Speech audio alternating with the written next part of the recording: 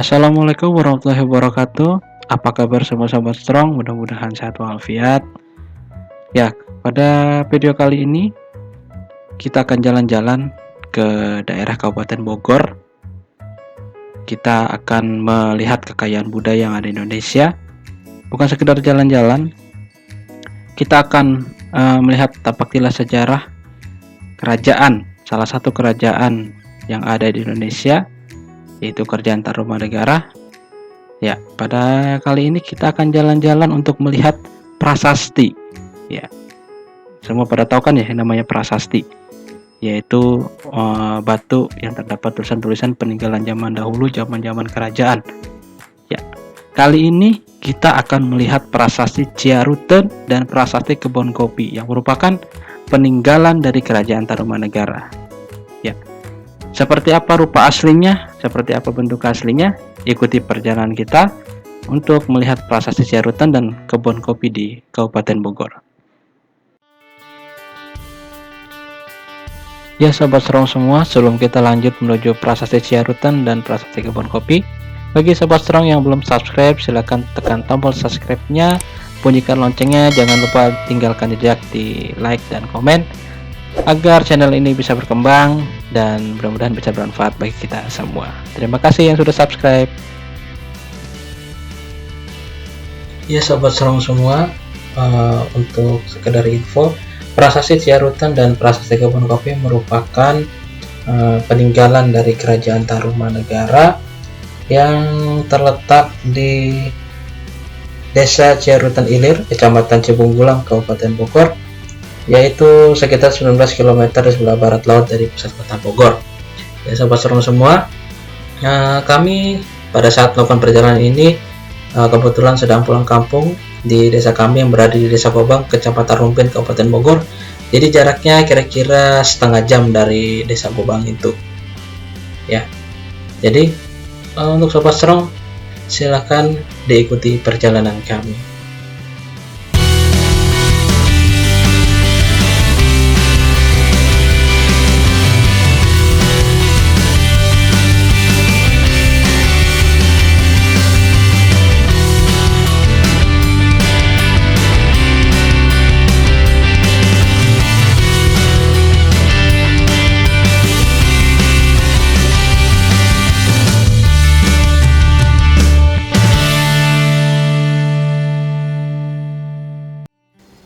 Sobat serong semua, setelah 30 menit perjalanan dari Desa Gobang, Kecamatan Rumpin, akhirnya kita tiba di lokasi prasasti Ciaruten.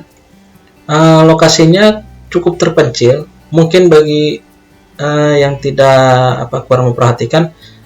Jadi di sebelah kanan nanti kalau kalian melihat tempat prasasti Kebon Kopi, berarti kalian sudah terlewat, karena sebelum prasasti Kebon Kopi, kalau dari daerah Desa Gobang, itu ada satu gang di sebelah kiri, gang kecil sekali di samping rumah yang hanya muat untuk satu motor. Nah, itu posisi prasasti Ciaruten ada di dalam sana. Memang kekurangan di sini waktu kami tiba, kurang adanya plang sehingga kami juga sempat kelewatan. Oke, kita masuk ke dalam lokasi prasasti Ciaruten.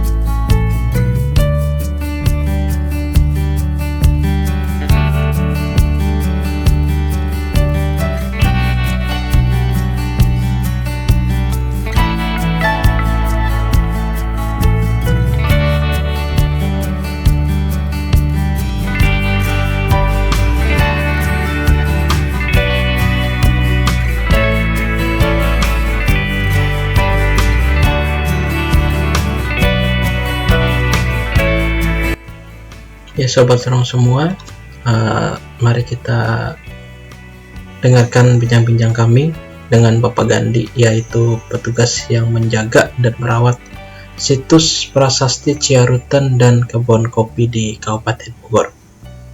Beliau akan menjelaskan tentang sejarah dari prasasti Ciaruten dan Kebon Kopi yang ada di sini. Selamat mendengarkan dan menyaksikan.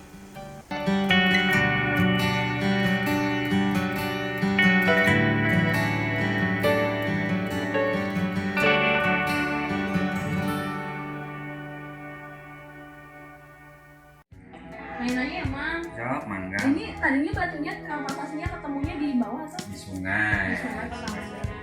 Jadi di Kampung Muara ini memang ada beberapa prasasti. Ya, yang pertama prasasti ini Ciaruteun. Nah, ini ditemukan di sungai sekitar tahun 1683 itu oleh M. Herman. Kemudian dipindahkan bulan Juni tahun 1981. Ya, penyelamatan agar tetap terjaga. Nah,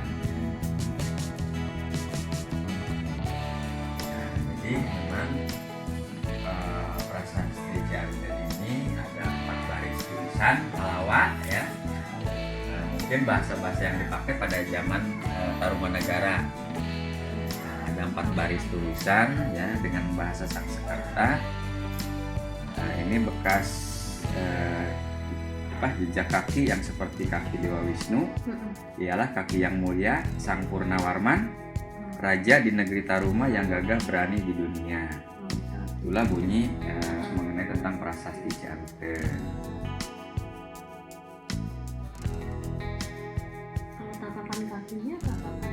Tapak kaki Raja Purnawarman yang memiliki kekuatan seperti dewa, makanya dijuluki sebagai Dewa Wisnu. Iya.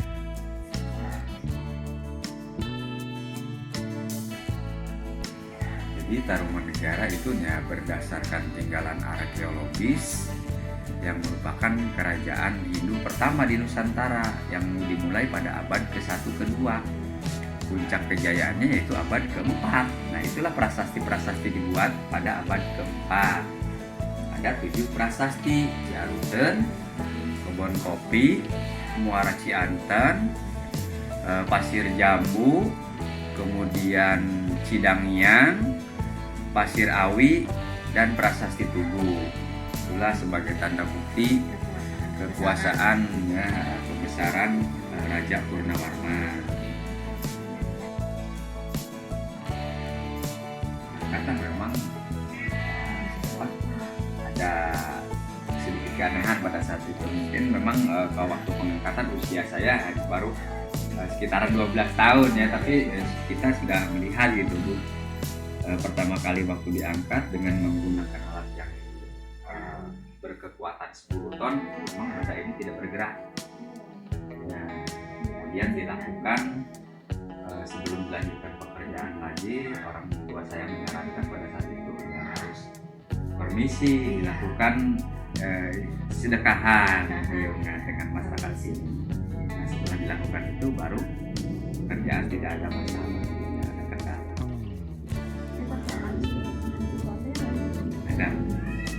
Ada aja yang namanya tempat ini mah petilasan kan, iya ada yang jaganya. Selain sebagai saya dohirnya ya dibilang.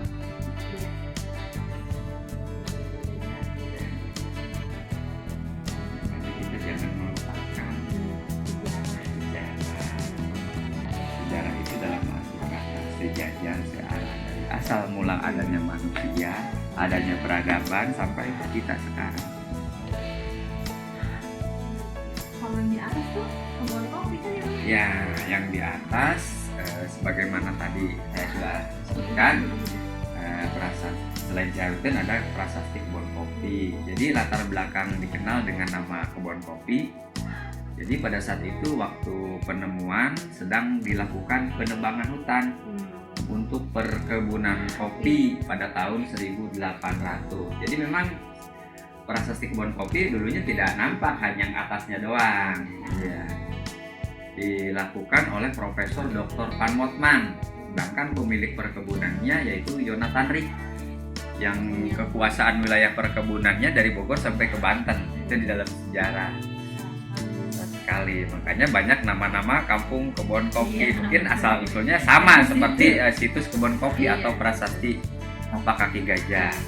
Ciaruteun karena bukan di kali. Ciaruteun jadi mengambil nama sungai supaya mudah diingat. Iya, di mana ditemukan. Kebon Kopi memang posisinya asli di situ sampai sekarang tidak Itu dirubah. Iya, udah diangkat.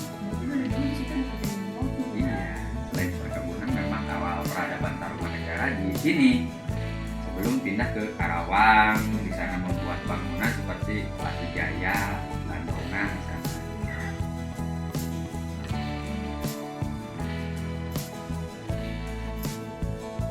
Jadi kalau saya jelaskan mungkin tentang asal usul berdirinya Tarumanegara itu memang sebelum Tarumanegara itu ada sebuah kerajaan juga, yaitu Salakanagara yang berpusat di Banten.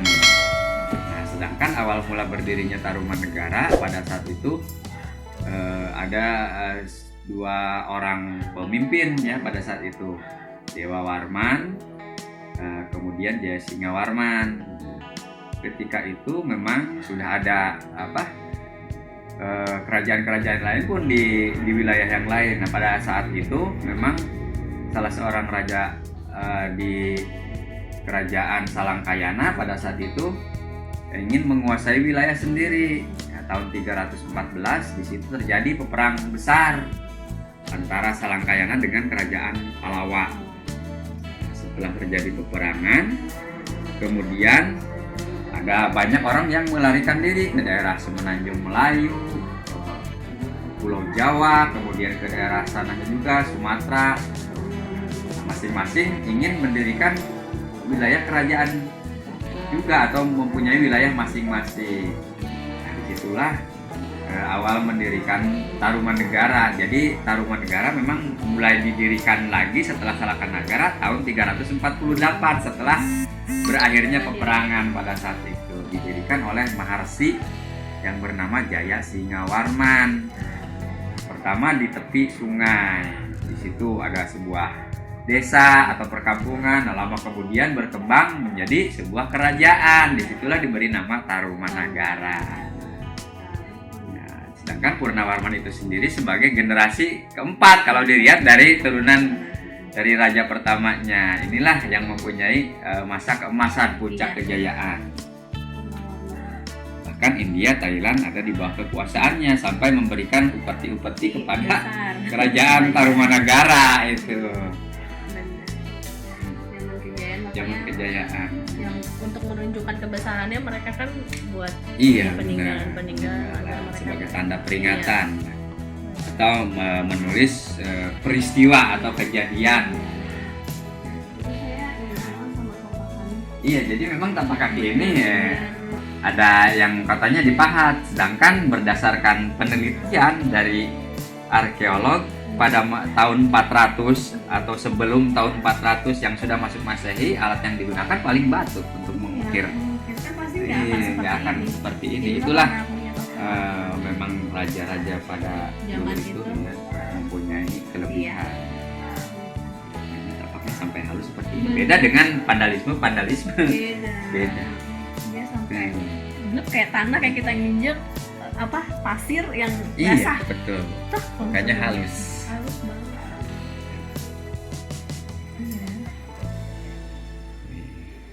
Itu apa tuh? Ini kayak matahari ya? Matahari.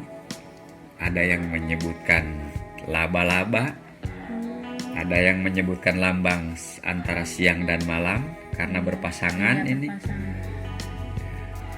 Kalau ininya? Ini susah menerjemahkan. Ada yang berpendapat ini merupakan simbol tanda tangan. Sedangkan kalau kita teliti ini kayak huruf-huruf Arab lam alif. Iya sih ya. Iya. Itulah mungkin ini memang ini huruf-huruf prasasti ini kan memang tulisannya mirip-mirip dari Thailand, India, huruf Arab mungkin perpaduan. Ini perpaduan huruf.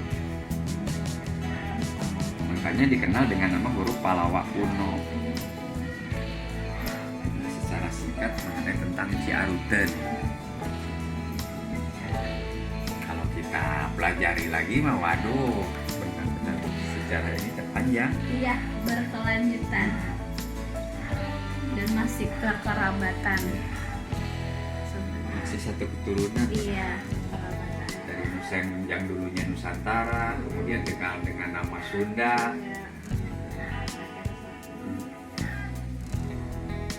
Sumatera memang dulu masih satu daratan. Terjadinya selat itu karena Krakatau.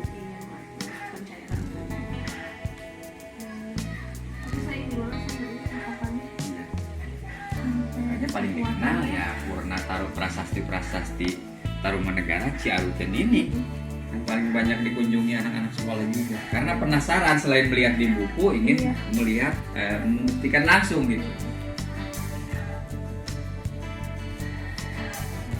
Yang ditemukan di Jakarta kan memang sudah di museum kan, di museum prasasti yang bentuknya kayak telur subuk itu kan menceritakan peristiwa waktu pembuatan irigasi Kali Gomati Candrabaga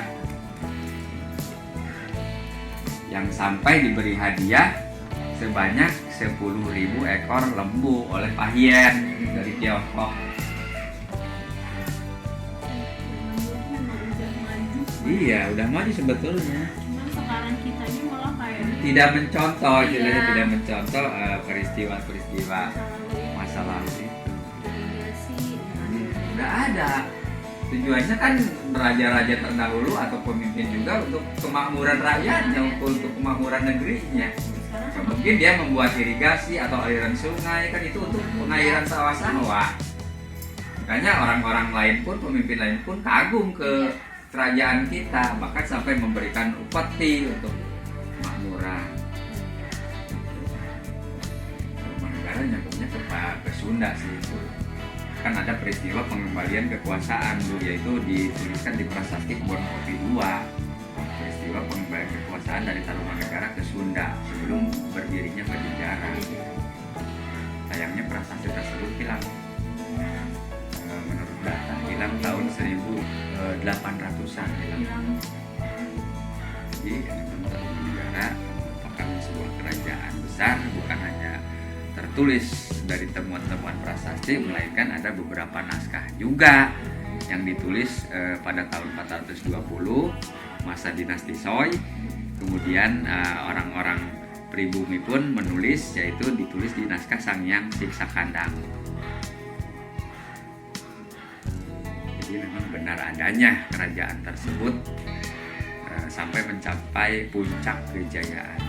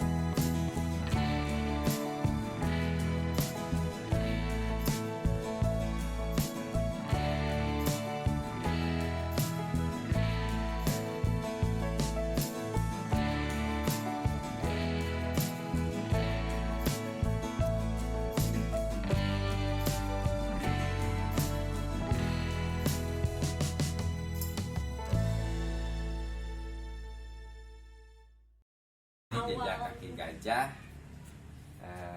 memang jejak kaki gajah yang dulunya ditunggangi. Masa ada gajah sebesar ini katanya?